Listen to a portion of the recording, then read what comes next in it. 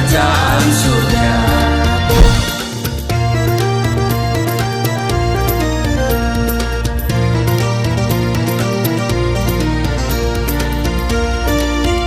Shalom Bapak Ibu, sahabat Galilea dan seluruh subscriber Galilea Network yang diberkati oleh Tuhan Yesus.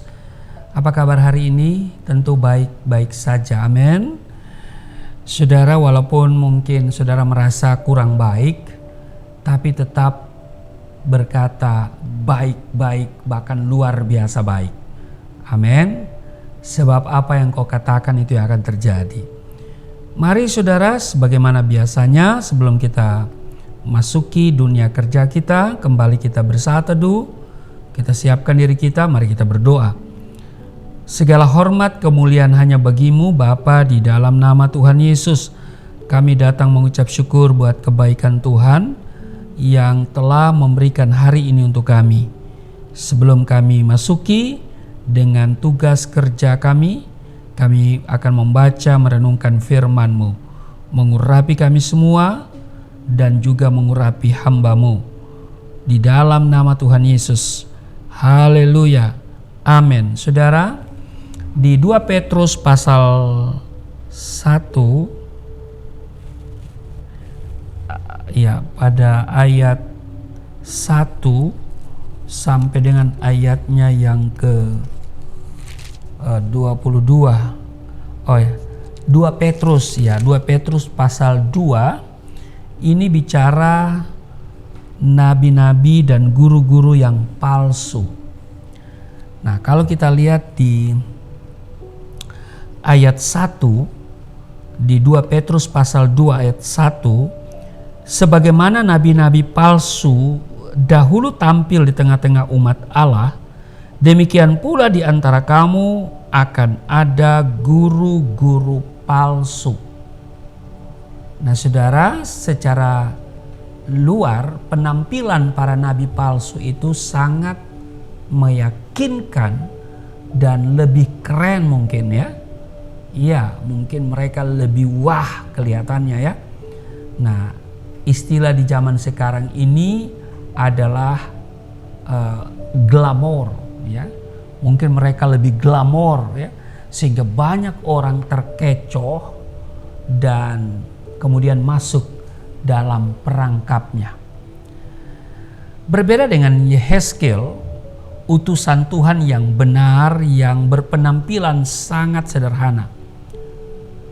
Perlu kita ingat bahwa sebutan hamba Tuhan tidak hanya mengacu kepada pendeta atau penginjil saja, tetapi setiap orang percaya, ya, setiap orang percaya adalah hamba-hamba Tuhan yang diutusnya untuk memberitakan Injil, bersaksi, dan menjadi berkat di tengah-tengah dunia ini. Di 1 Korintus pasal 6 ayat 20, sebab kamu telah dibeli dan harganya telah lunas dibayar. Karena itu muliakanlah Allah dengan tubuhmu. Demikian pesan Rasul Paulus kepada kita semua. Nah, seorang hamba Tuhan yang benar tentu memiliki motivasi yang benar dalam pelayanan. Fokus pelayanannya adalah untuk hormat dan kemuliaan Tuhan, sehingga hati dan pikirannya dipenuhi dengan visi dari Tuhan, bukan full ambisi dan keinginan pribadinya. Saudara, seorang hamba Tuhan yang benar tidak ada tendensi mencari popularitas pribadi, apalagi memperkaya diri sendiri, sehingga masalah, penderitaan, ujian, tantangan, tekanan, dan berbagai kesulitan yang ada tidak menyurutkan semangatnya untuk tetap melakukan yang terbaik bagi Tuhan. Artinya, rohnya selalu menyala-nyala bagi Tuhan di segala keadaan. Sebaliknya, hamba Tuhan yang tidak benar atau aspal, ya kan, orientasinya ya orientasi pelayanannya adalah berfokus pada diri sendiri, mencari pujian dari manusia, bahkan menjadikan pelayanan sebagai ladang bisnis, sehingga tidak segan-segannya mereka memasang bandrol, ya, mereka memasang bandrol tertinggi alias mematok tarif dengan harga tertentu, ya kan, disertai request fasilitas terbaik bila diundang untuk melayani.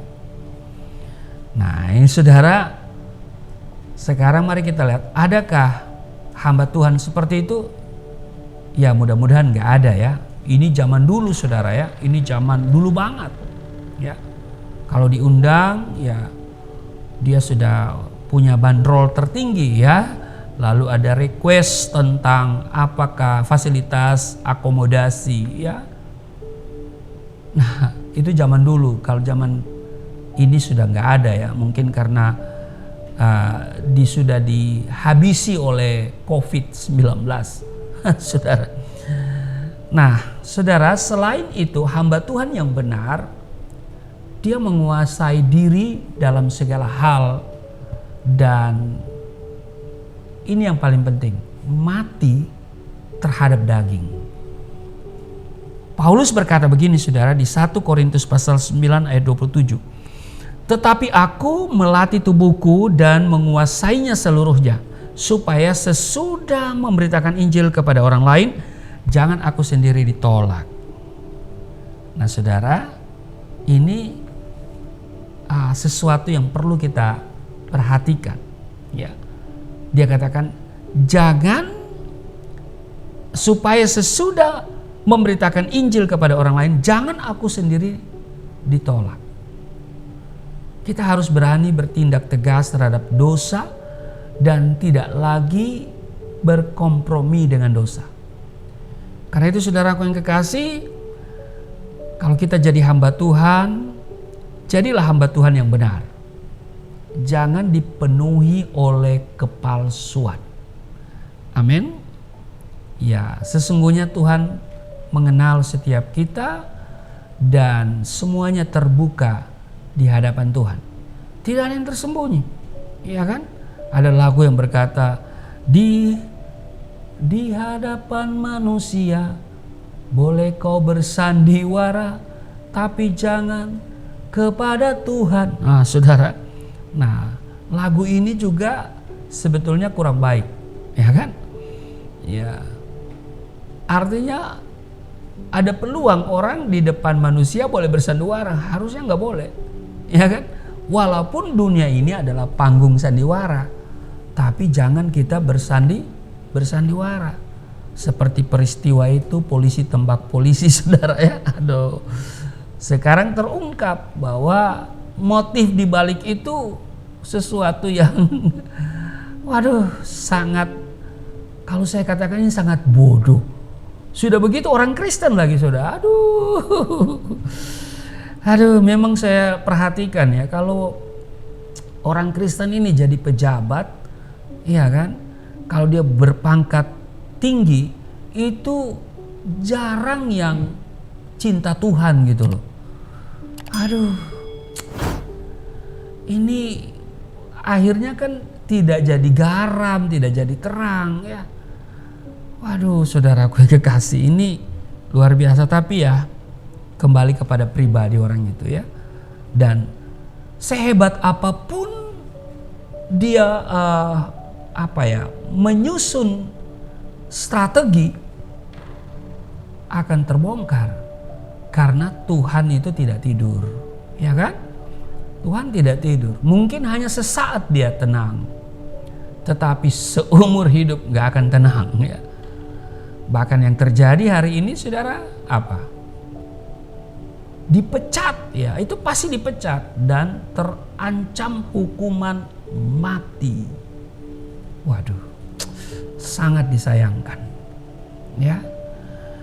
Ya barangkali mendapatkan jabatan itu mungkin dia tidak penuh perjuangan ya, tidak dengan doa dan perjuangan. Mungkin dia mendapatkan jabatan pangkat itu dengan dengan mudah ya, sehingga juga tidak pikir panjang. Nah, karena itu saudaraku yang kekasih, kembali lagi saya tegaskan bahwa kalau berbicara tentang hamba Tuhan, itu bukan hanya penginjil, bukan hanya pendeta, tetapi setiap kita orang percaya. Kita adalah hamba Tuhan, hamba kebenaran. Maka itu kita harus bertindak dengan benar. Kita harus berlaku dengan benar, berperilaku dengan benar. Jadi saudara, dimanapun engkau berada, ingat, kau adalah hamba Tuhan. Ya kan? Engkau harus jadi garam, menjadi terang, menjadi berkat. Ya, apakah engkau berada di Polri, di TNI, di dunia politik, ya, di pemerintahan, di seluruh lini kehidupan, ya. Tempatkan dirimu sebagai hamba Tuhan, hamba kebenaran. Apa yang engkau dapat itu bukan kebetulan, tetapi itu semua dari Tuhan, dan Tuhan punya maksud di sana. Amin. Kita belajar dari peristiwa yang terjadi hari-hari ini. Mari kita menjadi hamba Tuhan yang benar, bukan hamba Tuhan yang aspal, asli tapi palsu, penuh dengan kepalsuan. Mari kita berdoa. Terima kasih Tuhan, kami diingatkan untuk menjadi hamba Tuhan yang benar. Kami belajar pada situasi akhir-akhir ini. Kami percaya bahwa Tuhan akan menolong orang yang tidak kompromi dengan dosa. Setiap hamba-hamba Tuhan, orang-orang percaya yang tetap konsisten hidup di dalam kebenaran. Tuhan akan menyertai, Tuhan akan berpihak. Terima kasih Tuhan. Dan hamba doa untuk seluruh sahabat Galilea, seluruh subscriber Galilea Network di mana saja mereka berada. Kiranya hari ini hari kemenangan bagi setiap kami. Hari di mana mereka meraih janji Tuhan. Hari di mana mereka mengalami kebahagiaan. Karena rancangan Tuhan dalam hidup kami adalah rancangan kemenangan, rancangan damai sejahtera, kebahagiaan, sukacita. Berkati seluruh sahabat Galilea di dalam nama Tuhan Yesus. Haleluya. Amin.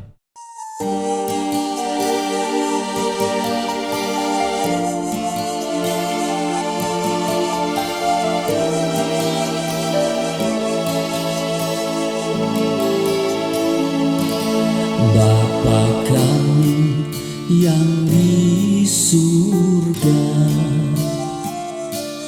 dimuliakanlah nama-Mu. Datanglah kerajaan, jadilah kehendak-Mu di bumi seperti di surga.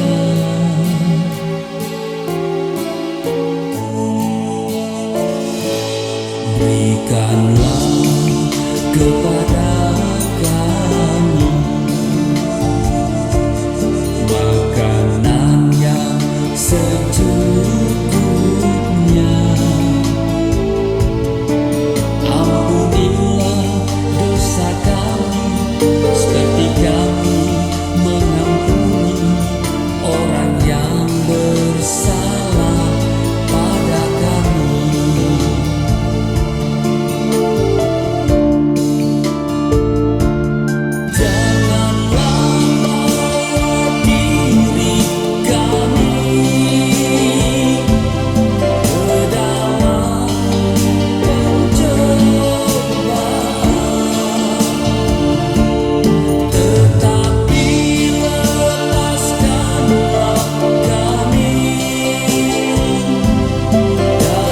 Segala